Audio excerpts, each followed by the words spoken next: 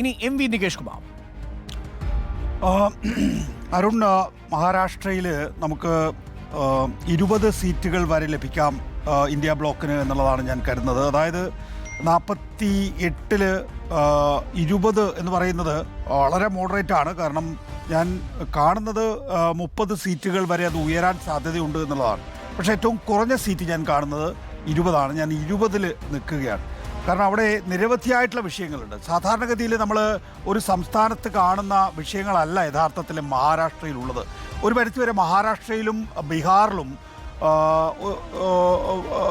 ഈ ഇപ്പം JDUവിൻ്റെ നിതീഷ് കുമാർ തേജസ്വി യാദവിനെ അല്ലെങ്കിൽ ഇന്ത്യ ബ്ലോക്കിനെ ചതിച്ചു എന്നതുപോലെ തന്നെ മഹാരാഷ്ട്രയിൽ ഉദ്ധവ് ഠാക്കറെ ഷിൻഡെ വിഭാഗം ചതിച്ചു എന്നുള്ളത്, ശരത് പവാറിനെ അജിത് പവാർ വിഭാഗം ചതിച്ചു എന്നുള്ളത് അതൊരു വിഷയമായി നിൽക്കുമ്പോൾ തന്നെ ഈ മഹാരാഷ്ട്ര ഗുജറാത്ത് സംഘർഷം എന്ന് പറഞ്ഞാൽ ഫിസിക്കലായിട്ടുള്ള സംഘർഷമല്ല, മാനസികമായ സംഘർഷം നിലനിൽക്കുന്നുണ്ട് രണ്ട് കാര്യത്തിൽ. ഒന്ന്, മഹാരാഷ്ട്രയിലെ രണ്ട് പാർട്ടികളെ പിളർത്താൻ കാരണമായിട്ടുള്ളത് നരേന്ദ്രമോദിയും അമിത്ഷായുമാണ് എന്നുള്ള തോന്നൽ മഹാരാഷ്ട്രയിലെ ജനങ്ങൾക്കുണ്ട്.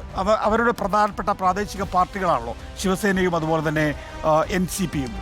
അതുകൊണ്ട് ഈ രണ്ട് നേതാക്കൾക്കെതിരായിട്ടുള്ള ഭരണവിരുദ്ധ വികാരം മഹാരാഷ്ട്രയിൽ അലയടിക്കുന്നുണ്ട് എന്നാണ് ഞാൻ മനസ്സിലാക്കുന്നത്. അതായത് നരേന്ദ്രമോദിക്കും അമിത്ഷായ്ക്കും എതിരായിട്ടുള്ളത്.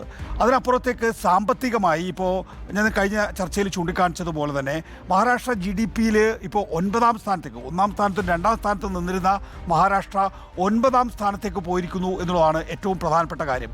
അങ്ങനെ ഗുജറാത്ത് ആണെങ്കിലും മുന്നിലേക്ക് വരുന്നു. ഇപ്പോൾ ഈ അമിത്ഷായും നരേന്ദ്രമോദിയും രണ്ട് ഗുജറാത്തുകൾ രാജ്യം പിടിച്ചടക്കിയിരിക്കുന്നു എന്നതിന് പുറമെ രണ്ട് ഗുജറാത്തികളായിട്ടുള്ള, അതായത് അദാനിയും അംബാനി മഹാരാഷ്ട്രയിലാണ് കേന്ദ്രീകരിച്ചതെങ്കിൽ പോലും വേരുകൾ ഗുജറാത്തിലാണ്.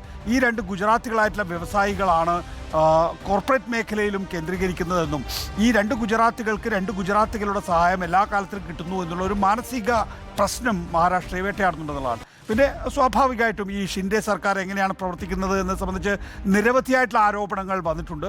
എല്ലാത്തിലും കമ്മീഷൻ ഏർപ്പാടാണ്. ശരിയാണ്, ശിവസേന സർക്കാരുകളെല്ലാം തന്നെയും കമ്മീഷനിലൂടെയാണ് മുന്നോട്ട് പോയിട്ടുള്ളത്. അത് ഷിൻഡെ ആകുമ്പോഴേക്കും അതിൻ്റെ അളവ് വർദ്ധിച്ചിരിക്കുന്നു, തൂക്കം വർദ്ധിച്ചിരിക്കുന്നു.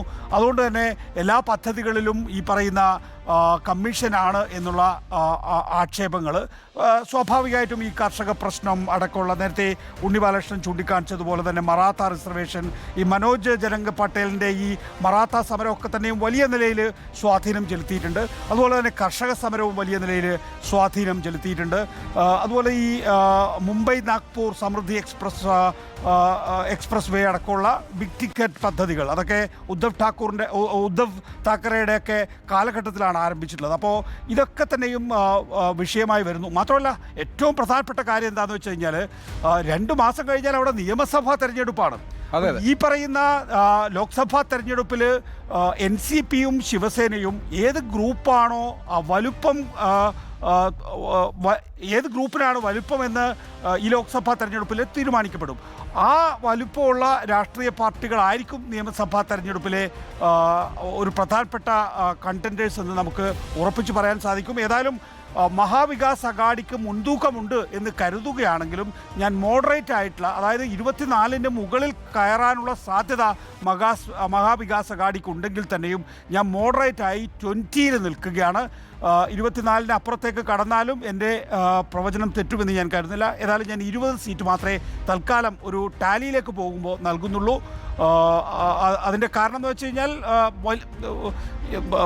പല മണ്ഡലങ്ങളിലും വലിയ ചുഴികൾ നേരിടുന്നുണ്ടെന്നുള്ള. ഉദാഹരണത്തിന് ബാരാമതിയിലൊക്കെ തന്നെയും അജിത് പവാറാണ് ബാരാമതി, ശരത് പവാറും സുപ്രിയ സുലെയും ആണ് അംഗങ്ങളായിട്ടുള്ളതെങ്കിൽ പോലും അജിത് പവാറാണ് ആ മണ്ഡലം കൈകാര്യം ചെയ്തിട്ടുള്ളത്. പക്ഷേ ഇപ്പോൾ അജിത് പവാർ മറുപക്ഷത്തെത്തി സ്വന്തം ഭാര്യയെ സ്ഥാനാർത്ഥിയായി മത്സരിപ്പിക്കും.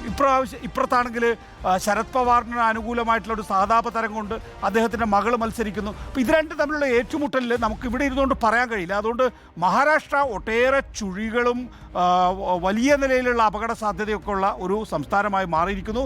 ഏതായാലും ഭൂരിപക്ഷം സീറ്റുകൾ മഹാവികാസ് അഘാഡിക്കാണ് കിട്ടുക എന്നാണ് ഞാൻ കരുതുന്നത്. മഹായുതിക്ക് ന്യൂനപക്ഷ സീറ്റുകളെ കിട്ടുള്ളൂ. പക്ഷേ എങ്കിൽ പോലും ഞാൻ 20 എന്ന സംഖ്യയിൽ നിൽക്കും. ഓക്കെ.